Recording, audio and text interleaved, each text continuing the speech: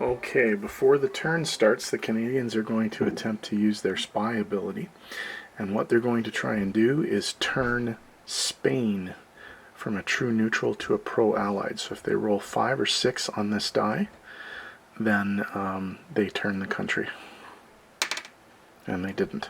So they will have to pay whatever Spain is worth out of their coffers. So that's...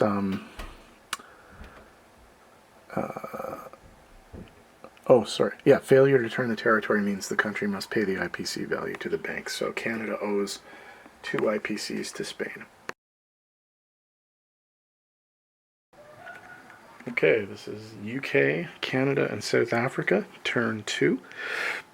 UK Pacific side of the board has 17 IPCs to spend, and they're going to buy a little bit of everything. They're going to buy a mech infantry, a tank, a regular infantry, and an artillery.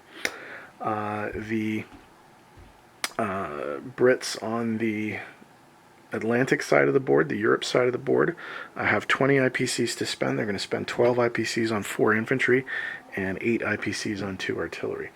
The Canadians, unfortunately, tried to use their spy ability but failed in turning Spain from a true neutral to a pro-allied neutral, so they have to pay 2 IPCs to the bank. So there's that. That will leave them with 5. They're going to use 3 IPCs to buy a new infantry, and they're going to save 2 IPCs for the next turn. The South Africans, once again, are going to buy a fast mover, a mech infantry, in preparation for some of the things that they want to do. There are some attacks being declared, the most notable one being an attack on the Italian Navy in Sea Zone 95.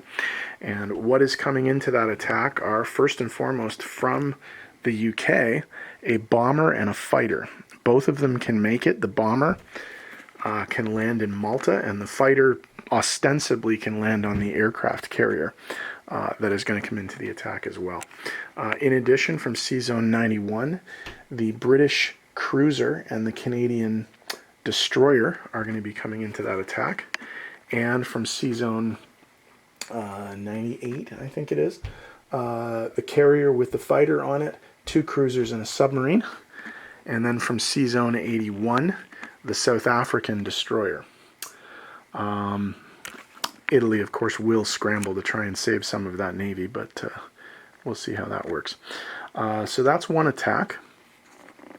The other attack is that the South African transport is going to pick up 1 infantry, go to Ethiopia in Sea Zone 76, and drop off there and take Ethiopia as an amphibious landing, although there's no roll there, so I won't show it to you, but that's going to be taken for South Africa. Persia in the Middle East will be attacked with an infantry from Eastern Persia, an infantry from Iraq, and an artillery from Iraq. We'll see if that's enough. Also, the Brits, Canadians, and South Africans are going to declare war on Japan. And they will be attacking Japan in 2 locations. They're going to come into Yunnan with 1 fighter, 4 British infantry, 1 Canadian infantry, and 1 South African infantry. They're also going to come into Siam with 1 infantry from Shan State, 1 mechanized infantry from Burma, and a fighter and a tactical bomber from Burma. So we'll see how all those battles go. The big one, of course, is the Italian naval battle, so we'll get to that right away.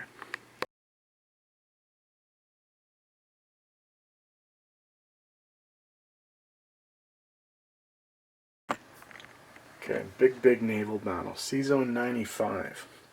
RAF Strat bomber, RAF fighter, a fighter from the HMS Ark Royal aircraft carrier. From the home fleet, the HMS Ajax cruiser. From the Med fleet, the HMS Delhi and the HMS Norfolk. Also from the Med fleet, the HMS Odin submarine. The HMCS Haida, Canadian destroyer, and the HMSAS Natal, South African destroyer, are going up against the Italian Navy, the Littorio battleship, the Taranto cruiser, 3 destroyers, the Tigre, the Leone, and the Bersaglieri. My Italian pronunciation is terrible, but Bersaglieri. I'm sure it's a lot more elegant than that in Italian. The Squalo submarine, and 3 transport ships. The Marco Polo, the Conte Rosso, and the Victoria are all being targeted here. Okay, here we go. So, the bomber at 4, the 2 fighters at 3, the 3 cruisers at 3, the 2 destroyers at 2, and the submarine at 2. They don't get a first shot because there are still destroyers in the water.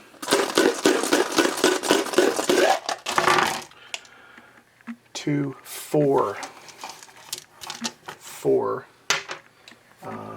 hits. So obviously we're going to take a hit on the battleship for number 1. Oh, by the way, obviously the Italians scrambled. And then we will go 2, 3, 4. So a sub and 2 destroyers. So the battleship is 4. The 2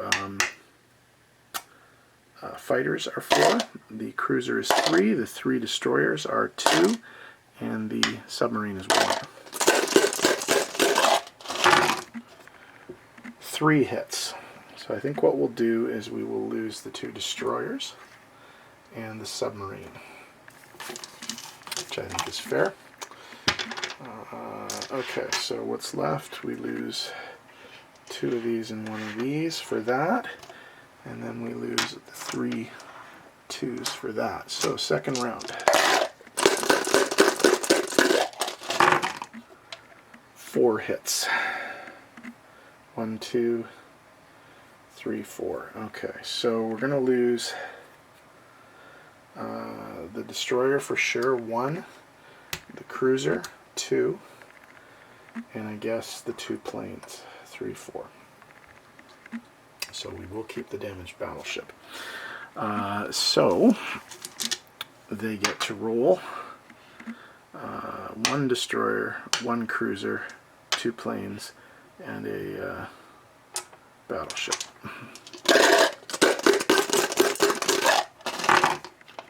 Two hits. So I guess we will lose the 2 destroyer, or the 2 cruisers. Okay, so all that's left is a damaged battleship, and of course 3 transports, but that's okay. All right, so 1, 4, and 3 3s are left. 3 hits, so we're already into the transport ships. So that's that and 2 of those, and this guy gets to roll and misses. So they lose nothing. The remaining transport ship is automatically sunk because there is no defense. So the Brits and their allies win this and preserve the carrier and still have a cruiser left. So it's a fully loaded carrier, and yeah, okay, so the med is pretty clear at this point.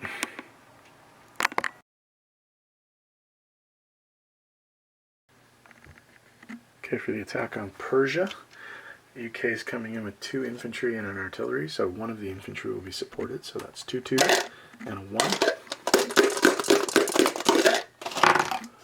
All misses.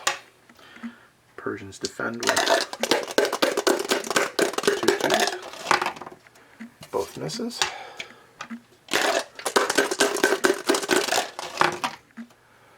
Gang that couldn't shoot straight. Misses.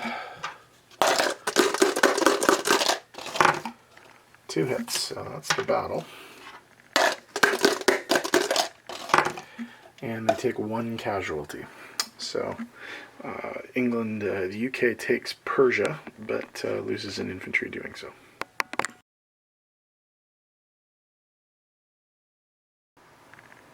Okay, this is the attack on Siam. Attack bomber, fighter, mech infantry, and an infantry. So that's 3 of 4 and 2 1s. All misses. This is bad. Okay, 2 2s and that's a 4. Sorry, 2 2s and a 3 for 2 infantry and a tank. 1 hit. Alright, we'll try one more poke and see what happens. 2 hits. So that's the 2 infantry.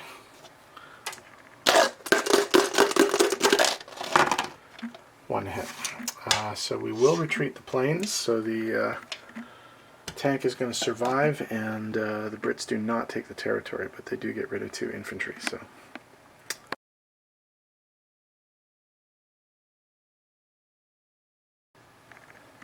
Okay, the battle for Yunnan. The Allies are coming in with a fighter at 3, and then 7 infantry total. 5 British infantry, 1 South African infantry, and 1 Canadian infantry.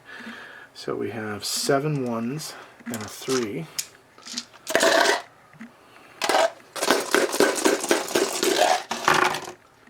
All misses. Wow, that's terrible. And we have 2 2s and a 3. 1 hit. So we will lose 1 of the British units for King and Country. 2 hits. Better. So we'll lose the infantry and the artillery. No hits. Okay, better news for the British. Okay. 1 hit, that's all they needed. Infantry was generally useless. And they do hit, so at a cost of 2 British infantry, the Allies have liberated Yunnan for the Chinese. Okay, this is non-combat. The infantry in Ontario is going to move to Quebec. The infantry and artillery that were in Quebec are going to get onto the transport in C-Zone 106. They're going to go to C-Zone 109 and offload in the United Kingdom. The Canadian transport in 91 and the British transport in 91 are both going to load up all of the units from Gibraltar. The British infantry and AA gun and the Canadian infantry and tank, bring them to 109 and offload into the United Kingdom. For simplicity's sake, I haven't marked these, but both of the fighters are going to land back on the carrier in C-Zone 95. The strategic bomber that participated in that attack is going to land in Malta, which is the only place it can land. Down south in the South Africa area, the infantry in Rhodesia is going to move up to Tanganyika territory, and the mechanized infantry from South Africa is going to move to the Belgian Congo.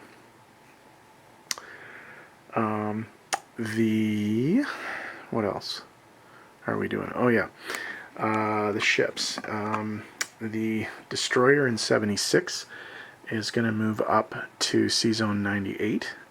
The cruiser in 80 is going to move to C-Zone 81. So 98's there, 81's there. And the battleship in 39 is going to move to C-Zone 76, where the destroyer is right now.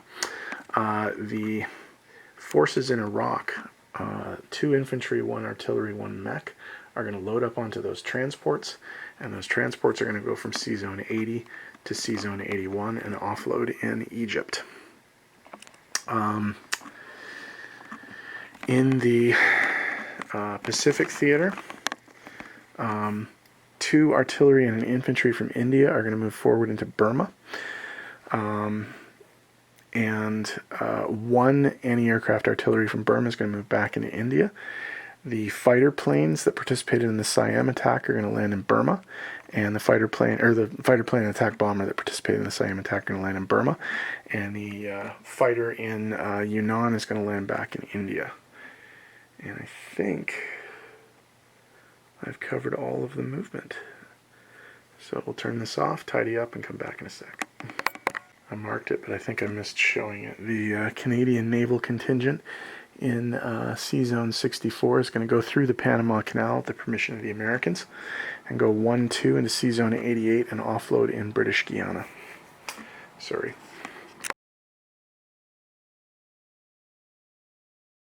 Okay, placement of new units. The Canadians have a new infantry, and they're going to build in Quebec with the other one. The Brits have 2 new artillery. Everything has to be built in England because we're looking at a potential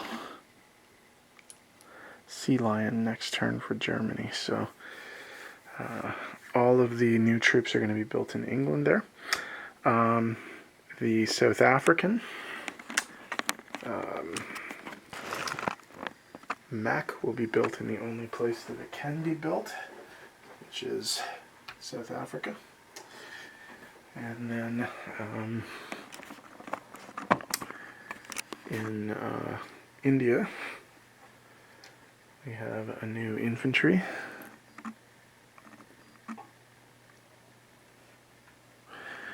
And then one mech, one artillery, and one tank. Okay, changes to the money. China is going to go back up 1 for Yunnan, which has been liberated. UK is going to go up 1 for Persia. And the South Africans are going to go up 1 for taking Ethiopia. There are no other things, so there we go. So, we go to the income tracker. Sorry, okay, so South Africa is up 1 from 4 to 5, which means Italy's down 1 from 14 to 13. Japan is down 1 from 34 to 33, and China is up 1 from 6 to 7. And then the UK is up 2 to 19 because of Persia. Okay, money.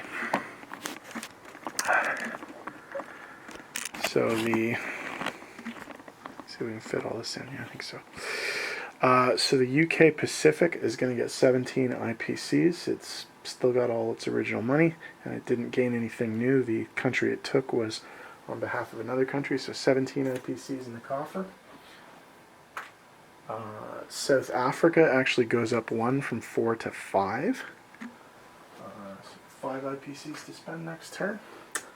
UK Atlantic has 19 IPCs to spend.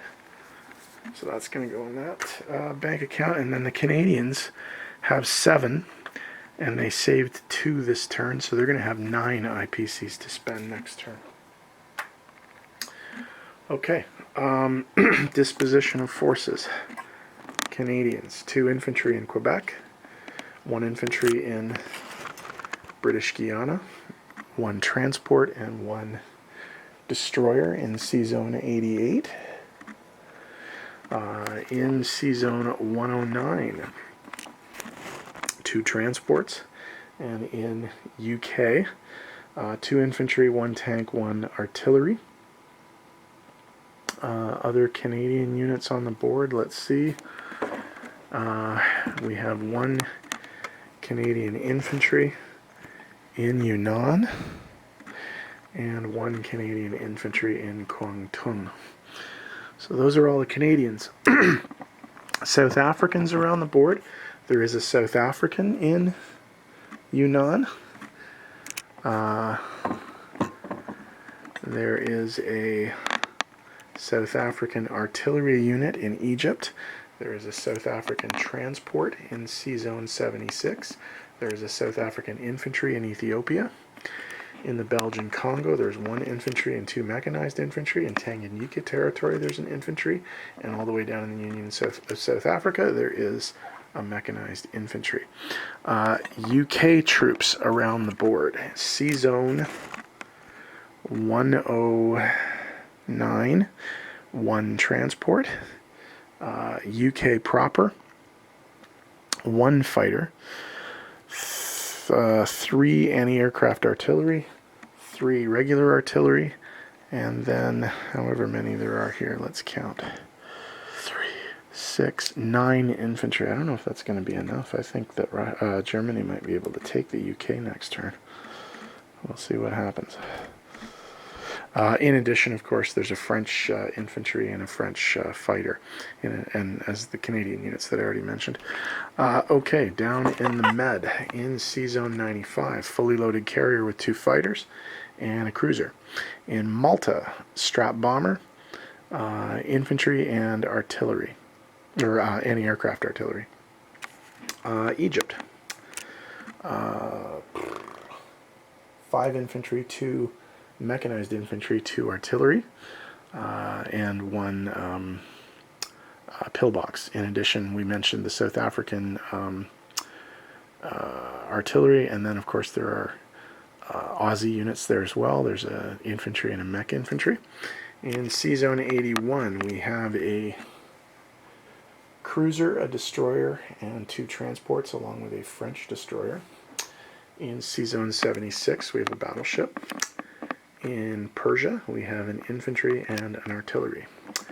In the Pacific, in Calcutta, in India, we have 3 infantry, 1 tank, 1 mech infantry, 1 artillery, 1 anti-aircraft, and a fighter, along with, of course, an Australian infantry, a Dutch infantry, and a Dutch artillery. In Burma, we have a fighter, a tactical bomber, 1 infantry, 1 anti-aircraft artillery, and 2 artillery. In Yunnan, we have 3 infantry along with the Canadian and South African units.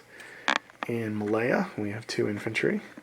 In Kwangtung, with the Canadian infantry, we have 2 British infantry. And then all the way down in Borneo, there's British infantry. So I think that is the extent of the Canadian, the UK, and the South African forces around the board. Next up is Anzac, Dutch, and French turns. So we'll see if they, I don't expect them to do a heck of a lot, but we'll see. The French can join the war and see what they can do with their pieces around the board, and see what happens. Okay. Minor Allied powers up next.